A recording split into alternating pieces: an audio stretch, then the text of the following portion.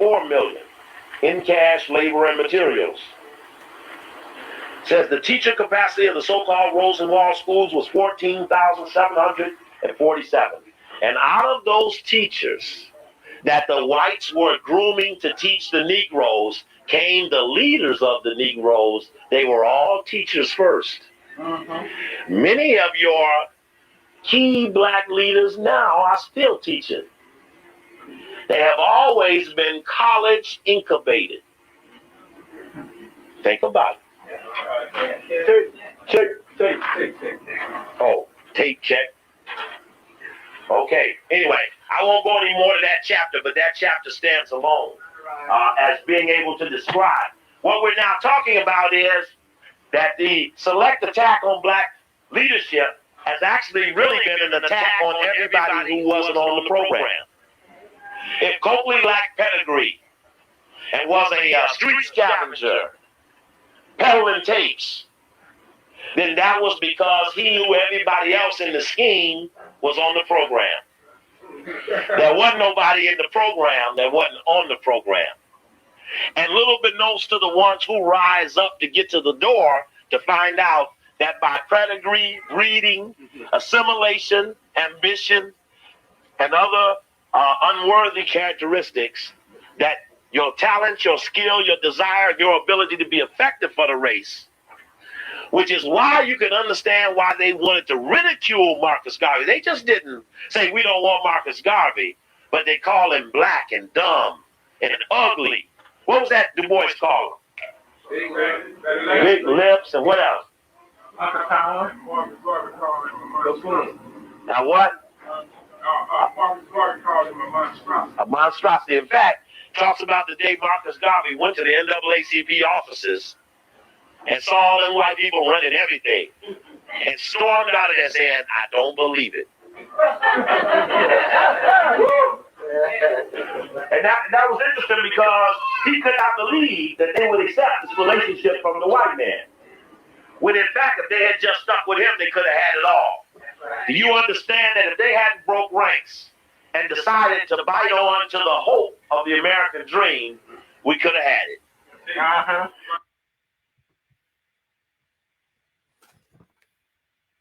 And we are on. We say all praises be to the Creator, all power to his people. In the name of Yahshua, the Black Revolutionary Messiah, I greet you, my brothers and sisters, in the spirit of truth and the words of peace. Shalom Aleichem. Giving a special salute to the Black Messiahs. Our motto is stop waiting for a Savior and be one. Stop waiting for a Savior and be one. Today, I want to give a presentation on what is a gatekeeper and what is their role in the Black community. What is a gatekeeper and what is their role and what has been their role in the Black community? A gatekeeper, by definition, let me go to dictionary.com.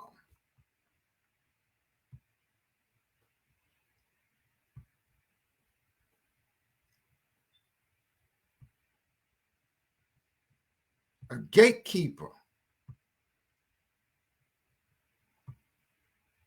by definition, is a person in charge of a gate, usually to identify, count, supervise, etc., the traffic that flows through it.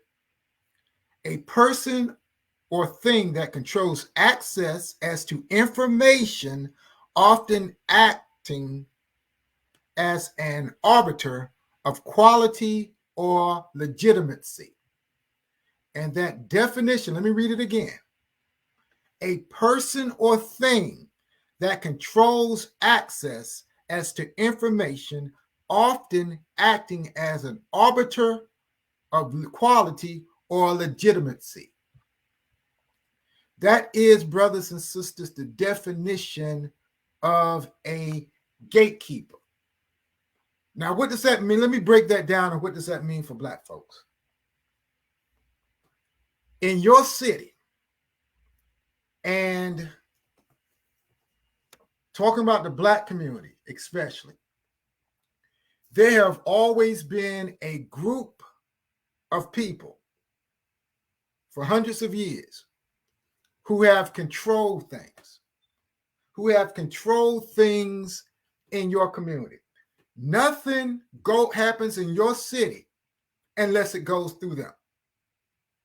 Nothing happens in your city, whereas politicians, business people, nothing happens in your city unless it goes through them. Now, one of the main people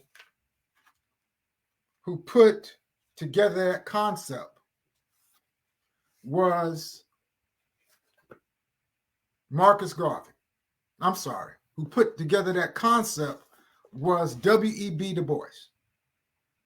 W.E.B. Du Bois, not Garvey, W.E.B. Du Bois. I had Marcus Garvey on my mind. He wrote in The Negro Problem in 1903 an essay called The Talented Tenth.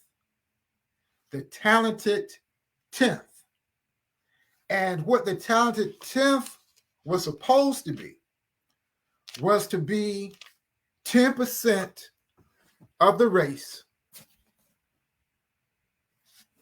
of educated Black people, college-educated Black people, who control the other 90%. That was the original concept of the Talented Tenth. Now, there's really nothing wrong with that concept, because you're talking about people who went to college and got trained and got educated, and they would be the leadership. They would be the leadership of the Black community. Nothing wrong with that. But as they say, absolute power corrupts absolutely. Absolute power corrupts absolutely, because the thing was, if you have 10% dictating what happens to Black folks, what happens to the other 90%? That's what Du Bois wrote in early 1900s. Now, Du Bois' concept of the Talented Tenth was in opposition to a man named Marcus Mosiah Garvey. Mr. Garvey organized upwards of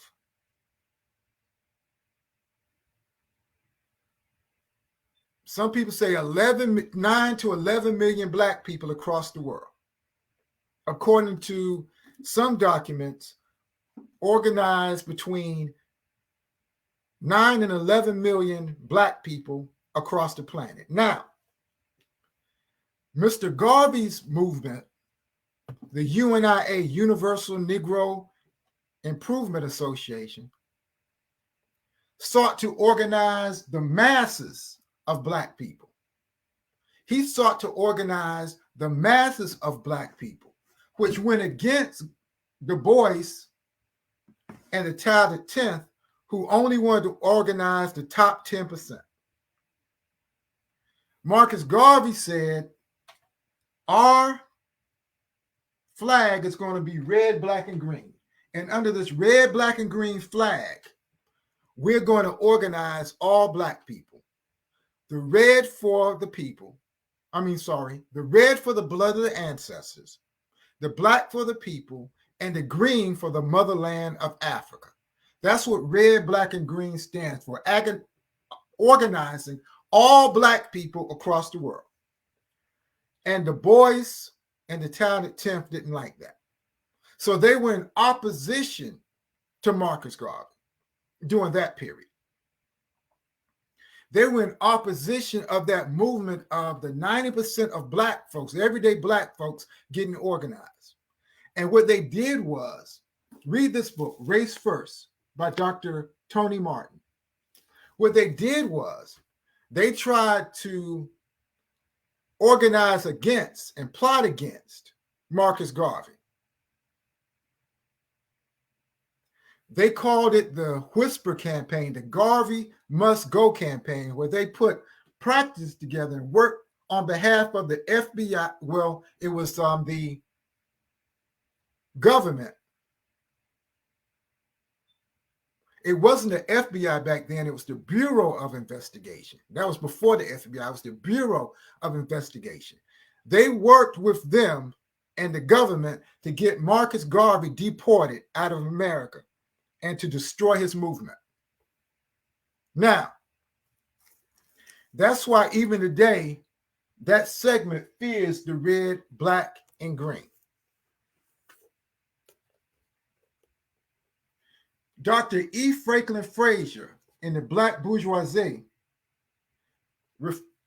talked about this middle class of black folks who thought they were better than everybody else because they had more education than everybody else, because they had more money than everybody else, because they had made a deal with white folks that we're going to be the leaders. We're going to be the leaders, and we're going to keep the other 90% of black folks who don't have the money we have, don't have the resources we have, don't have the connection with white folks that we have. We're going to keep them under control.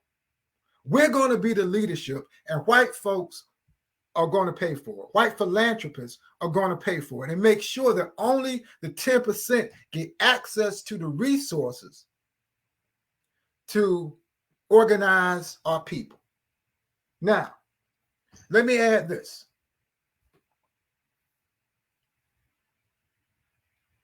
Booker T. Washington, who was also in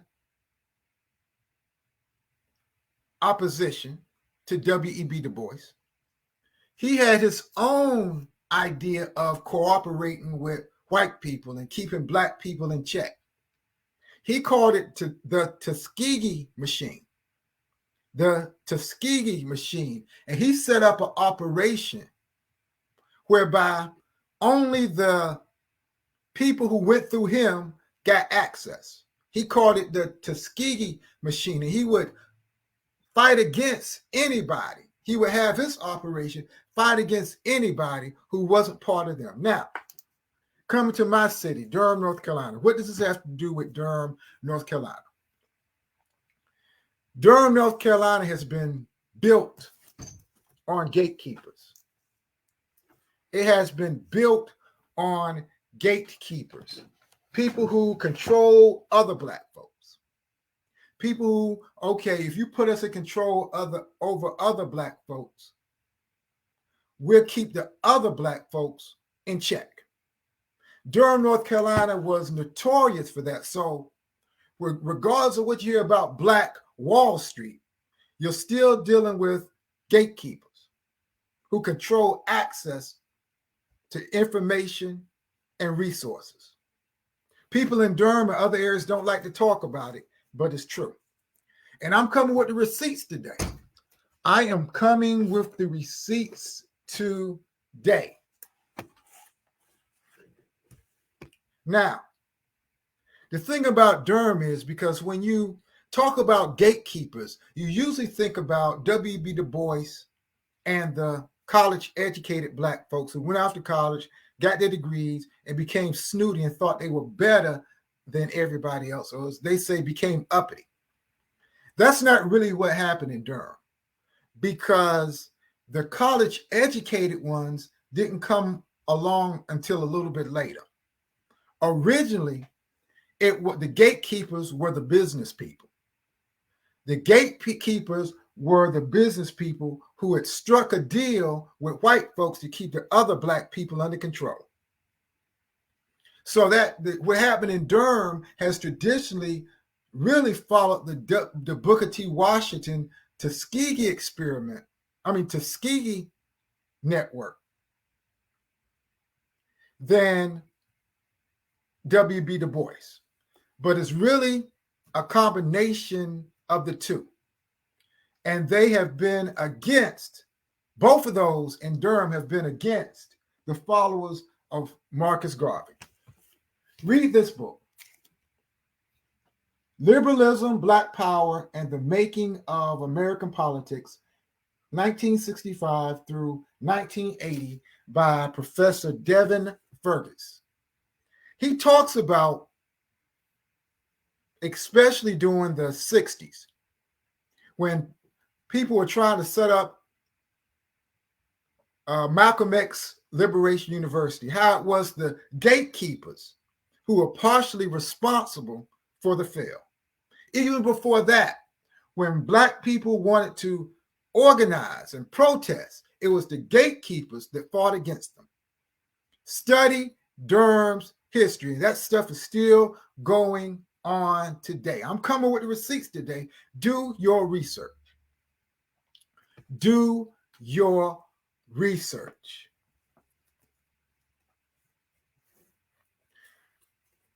Durham has always been against Black nationalism, because what Black nationalism or Black power has tried to do is try to organize the 90%, the masses of Black people, not just the talented 10th. So they have fought against and tried to undermine any efforts to organize the masses of Black people. Politicians, business people, that's what they do. So you'll see them fund this group and that group and that group in order to keep the masses of the people under control. They want to set up situations that if you're going to make changes in Durham, it has to go through us. We're going to control the media. We're going to control the resources. We're going to control the politics. We're going to control the grant money. So anything happening has to go through us. It's still happening today. To keep the masses under control, they are still fighting against the red, Black, and green. They're still fighting against Black nationalism. They're still fighting against those who will organize the Black community. And they have set up different operations in Durham and other cities that says anything happening in the Black community has to go through us. If it ain't going through us, it ain't happening.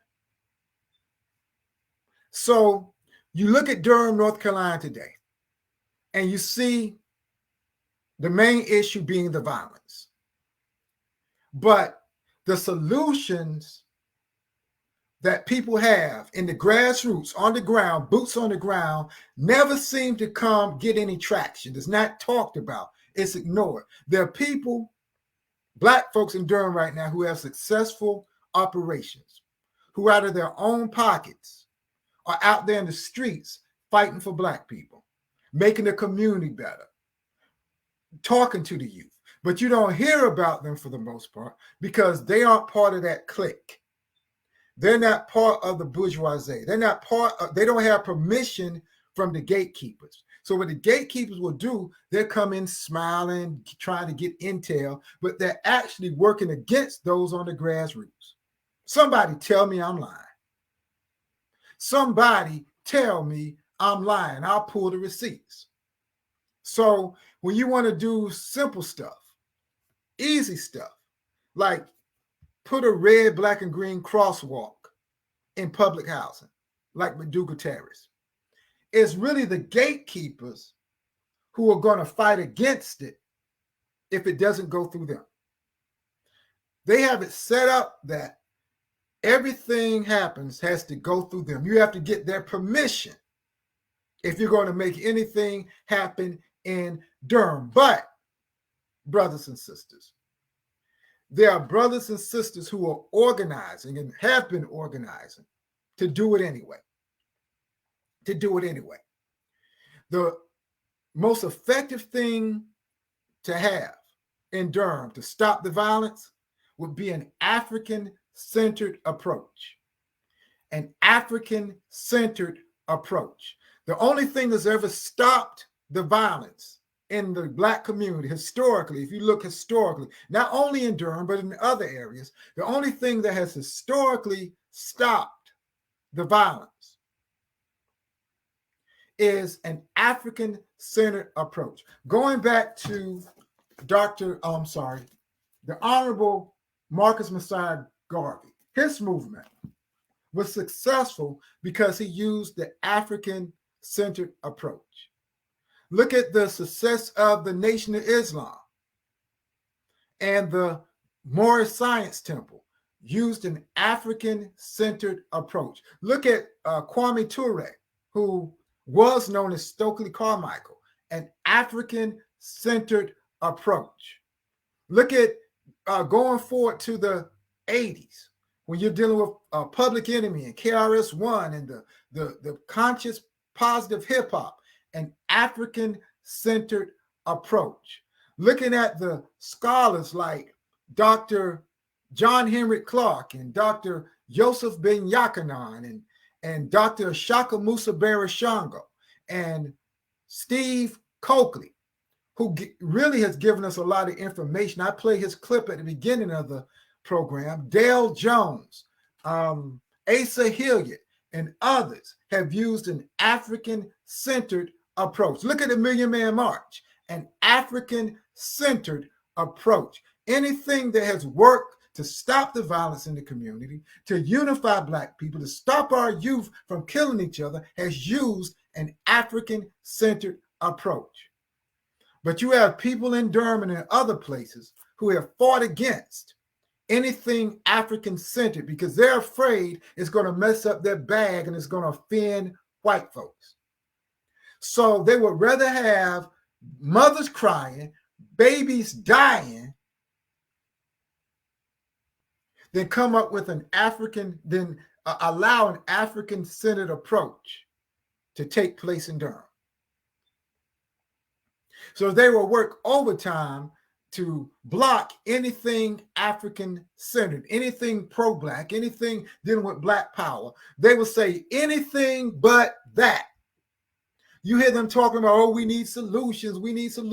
Then you say, well, I have an African-centered approach. No, anything but that. And some of our people are so brainwashed.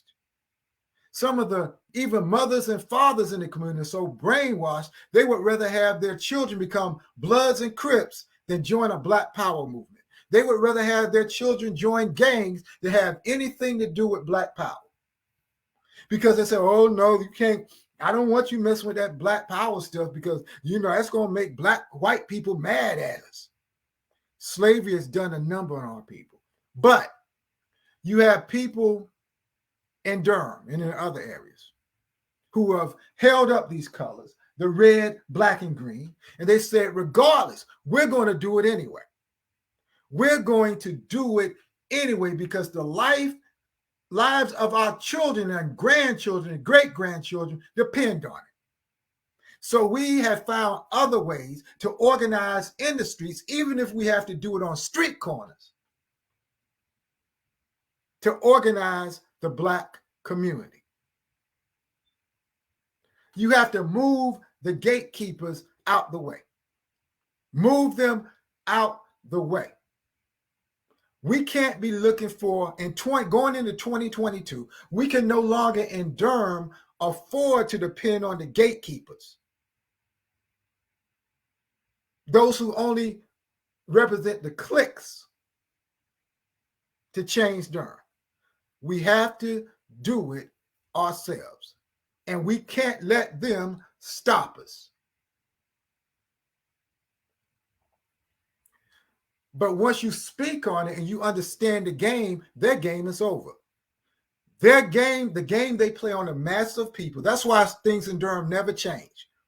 Their game depends on the masses of Black people not knowing the game. I'm going to say that again. The reason that the gatekeepers are effective is because they want to keep Black people ignorant to the game they're playing. But once you research the game, once you read these books, Dr. Tony Martin, once you read Liberalism, Black Power, and the Making of Black Politics, once you read The Black Bourgeoisie by Dr. E. Franklin Frazier, once you listen to the works of Steve Coakley, which you can find on YouTube, then you understand the game they play.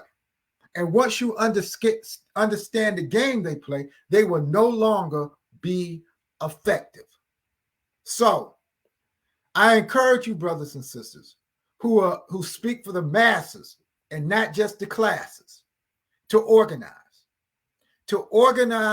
and study, and don't look for validation from the gatekeepers. Don't look for validation from the gatekeepers. The Honorable Marcus Garvey told us, up, you mighty race. You can accomplish what you will. As always, we leave with the Black Messiah motto, stop waiting for a savior and be one. Shalom.